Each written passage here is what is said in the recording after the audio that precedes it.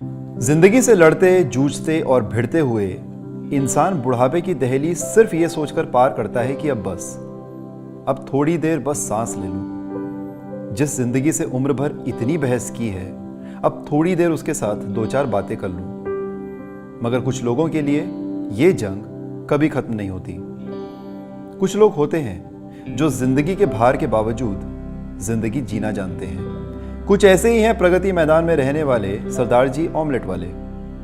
Pure घी का omelette 50 का है और रिफाइंड का 30 का।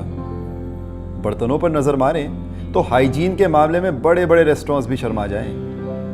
यहां सफाई किसी हेल्थ इंस्पेक्टर के रेड के डर से नहीं, बल्कि खुद के ईमान की वजह से रखी जाती है। सरदार जी वैसे तो पहले पंचर का भी काम करते थे, मगर उम्र के इस पड़ाव में हाथों ने जवाब दे दिया है। इसलिए हर शाम 5 बजे से प्रगति मैदान के सामने लोगों को ब्रेड और ऑमलेट खिलाते हैं।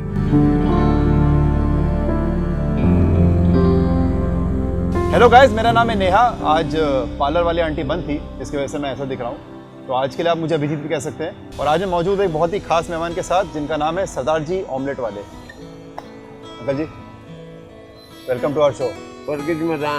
प्रगति मैदान मेट्रो स्टेशन के अपोजिट सामने बाहर। मेट्रो स्टेशन के ऑपोजिट सामने बाहर। तो सरदार जी, दुनिया जहान आपको सरदार जी ऑमलेट वाले के नाम से जानती है। जी जी। लेकिन आपका असली नाम क्या है, मैं ये जानना चाहता हूँ। मेरा नाम है बलबीर सिंह। बलबीर सिंह। लेकिन सब आपको सरदार जी ऑमलेट वाले ही कहते हैं। जी जी जी। आप हमेशा से दिल्ली में ही रहते थे? मैं जनाब, मैं पाकिस्तान का पैदा हुआ हूँ। 43 का मेरा जन्म है। 52 में मैं यहाँ इंडिया में आया। जब मेरी उम्र 9 बरस की थी जी, मैं 1 महीना 28 दिन सतूत के पत्ते और घास खा के माँ बाप के साथ इंडिया में पहुँचा था। अच्छा। माँ बाप मेरे पटेल नगर में चले गए, मैं प्रगति मैदान में बैठ गया। सपनों के आगे दिल मेरा भागे और पीछे जमाना, न सोचे न समझे क्या है नया और क्या है पुराना। आज मेरे दांत अभी भी 50 रुपए रोज के पान खाते हैं।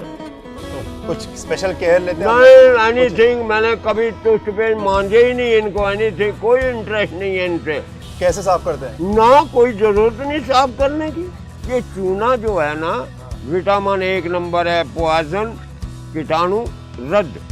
जितने भी आप टूथपेस्ट वालों हो, सरदार जी की बात माने और आज से चूना शुरू। अगर आप यूज करेंगे तो आपकी दांत भी जो है इनकी तरह मजबूत और स्वस्थ रहेंगे।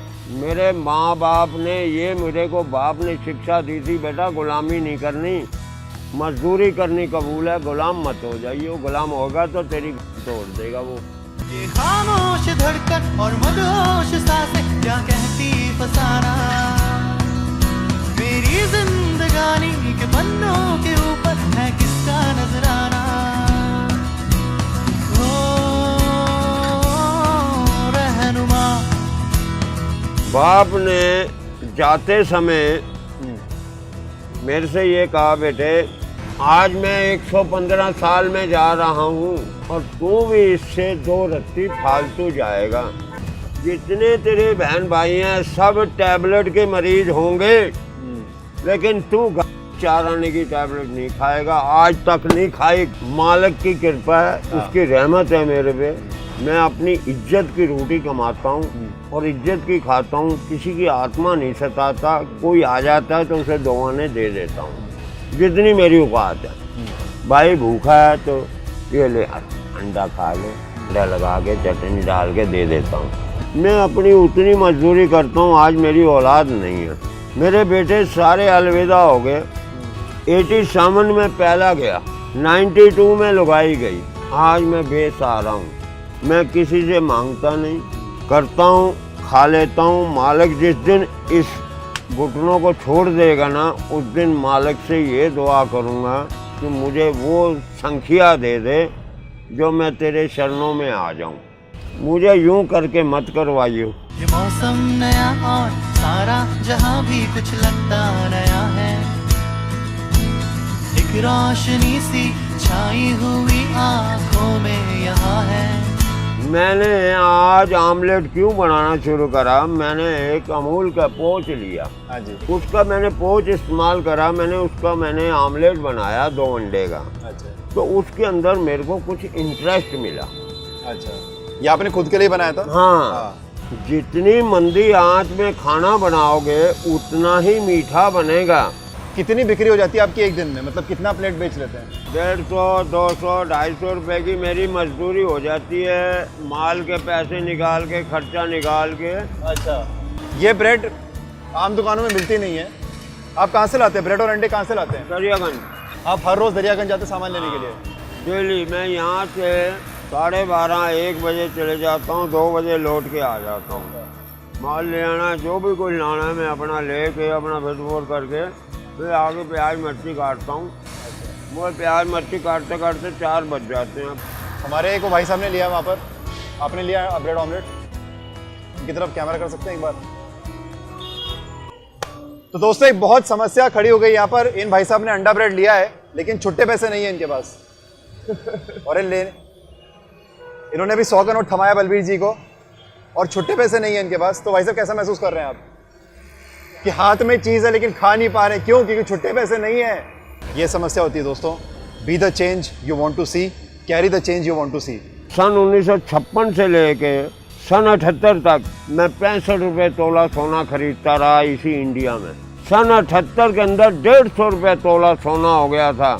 मैंने माँ से बोला, मैंने माँ अब 150 रुपये तोला सोना हो गया, मैं 20 फुट खड्डा खोदता हूँ तो मेरे को 3 रुपये मिलते हैं, तो मैं कैसे 150 रुपये का तोला सोना तेरे लिए बना लूँगा? तूने कितना बनाया? मैंने कहा 30 और 2 32 तोला सोना बना दिया तेरे को। ये तेरी बेटी है, मेरा कोई तेरे से ताल्लुकात नहीं है। मेरे को तूने 3 साल माँ की चूची चुंगाई है, मैं ताबेदार हूँ, मैं तेरा कर्जा उधार नहीं कर सकता,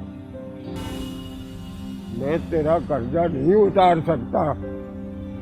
जितना मेरा फर्ज है मैं अदा कर दिया। अब तू जान, तेरा काम जाने। तेरी मिट्टी में हाथ, मालिक की कृपा होगी तो हाथ लगाऊंगा, वरना नहीं लगाऊंगा। खुलासे में माँ की मिट्टी में हाथ नहीं लगाया मैंने। उस कुदरत की मेरे पे इतनी रहमत है, बाप की मिट्टी पे हाथ लगाया, उसने बख्शन दी। तू मेरा सिर का ताज है, तू मेरा मालिक है। उस मालिक ने हुक्म दिया और बाप के मिट्टी पे हाथ मेरे रखा। ये खामोश धड़कन और मदहोश सांसें क्या कहती फसाना, मेरी जिंदगानी के पन्नों के ऊपर है किसका नजराना। इतना कुछ आपके साथ हुआ लाइफ में, कभी ऊपर वाले से कोई शिकायत रही? उससे यूं करके भीख मांगता हूँ, हे मारे मालिक, तो संसार को इतना कुछ दिया है यार, मुझे कुछ नहीं दिया। बता तेरे नसीब में जो होगा वही दूंगा, और देने लगूंगा तो तू संभाल भी नहीं सकेगा, दुनिया को बांटता रहेगा। तेरा दिल इतना दरिया है। मैं दौलत से मोहब्बत नहीं करता, दौलत एक बीमारी का घर है। दौलत वो चाहिए, शोरे शबाब वाली नहीं चाहिए। दौलत वो चाहिए जो पायल की आवाज में आए। वो पायल की आवाज वाली दौलत कहाँ है? ये मौसम नया और सारा जहां भी कुछ लगता नया है, एक रोशनी सी छाई हुई आंखों में यहाँ है। बलबीर जी एक और चीज़, जब से मैं आपसे बातचीत कर रहा हूँ यहाँ पर, ये बहुत एक शोर आ रहा है जो हमारे शायद ऑडियंस को भी सुनने को मिल रहा होगा। कहीं पे वेल्डिंग का शोर है, फिर मेट्रो का भी आवाज़ बहुत है। कैसे रह लेते आप इतने शोर में यहाँ पर? बेटा जी ये तो आज बन रहे हैं। मैं सन 1952 का यहाँ हूँ, इसी जगह पे, ये जो एरिया इसी जगह पर है। मेरे को कोई शौकारी नहीं दिखानी, कोई बड़पना नहीं दिखाना। 2 रुपए की वैल्यू है, 2 लाख की वैल्यू नहीं है। प्यार मायने रखता है, पैसे थोड़ी मायने रखता है। बस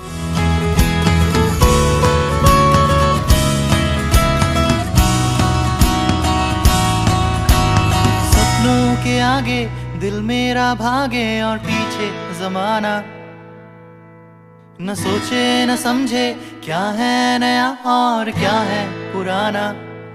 मुझे एक बात बताइए बलबीर जी, कि आप इतनी मेहनत से सामान लाते हैं, बनाते हैं, साफ सफाई खुद करते हैं, कोई इंसान अगर आ जाए और खाना ले ले और बोले भाई मेरे पास पैसे नहीं है, कोई नहीं है पैसे तो बेटा खा ले, हाँ, कल दे दियो, परसों दे दियो। जब तेरा दिल करे दे दियो, ना दे तो कोई गम ही नहीं है। खिलाने से कुछ नहीं घटता, चोरी करने से सब कुछ घट जाता है।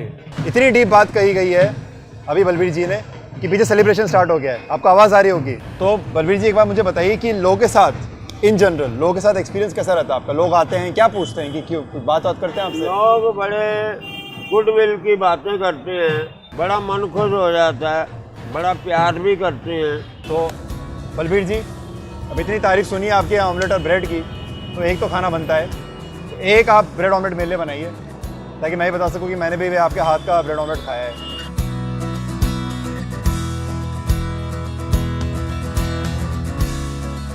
सरदार जी, आपको पता है मैं जब घर पे बनाता हूँ ना ऑमलेट या हाफ फ्राई, मेरा हमेशा चिपक जाता है पैन पे, और मैं तेल ज़्यादा डालता हूँ ना तो ऑयली हो जाता है। तो दोस्तों, मुझे पता है कि मैं अकेला नहीं हूँ उसमें। जितने लोगों को ये तकलीफ होती है, जितने लोगों की ये समस्या है, जितने लोगों की ये प्रॉब्लम है, कमेंट करें, हमें बताएं कि भैया जब भी आप ऑमलेट या हाफ फ्राई डालते हैं पैन में, चिपकता है कि नहीं चिपकता है? जिस बर्तन में आप ऑमलेट या कुछ भी बना रहे हैं, उस बर्तन के अंदर तेल डाला है, तो उस बर्तन को तेल गर्म होने पे उसको चारों तरफ घुमा दो। घुमाने के बावजूद उसकी आंच मंदी रखो। जितनी मंदी आंच में आप खाना बनाओगे, उतना कैल्शियम और उतनी विटामिन तुम्हें शरीर में प्रवेश होगी।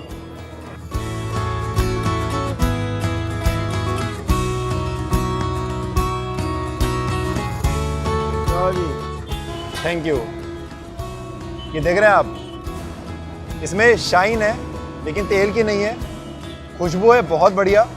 दिस इज़ प्योर घी, एकदम प्योर 100% घी है, और उसमें बना हुआ है करारा और बढ़िया पका हुआ।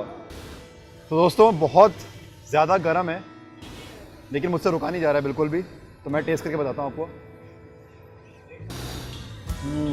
बहुत बढ़िया टेक्सचर है, लेकिन दोस्तों इसका असली टेस्ट जो है मैं आप तक शायद नहीं पहुंचा पाऊंगा, क्योंकि इसमें टेस्ट सिर्फ अंडे, ब्रेड और घी का नहीं है, सरदार जी की मेहनत का भी है, इनकी खुददारी का भी है, वो मैं कैमरे के थ्रू आपको बयान नहीं कर सकता। इसको टेस्ट करने के लिए आपको आना पड़ेगा प्रगति मैदान के पास, बिल्कुल मेट्रो स्टेशन के पास है सरदार जी का ये दुकान। यहाँ आइए, बैठिए, इसका स्वाद चखिए, और अगर ज़िंदगी का स्वाद चखना हो तो बैठ करके सरदार जी से 2-4 बातें भी कीजिए, समझ में आ जाए कि ज़िंदगी शह को मात कैसे दिया जाता है।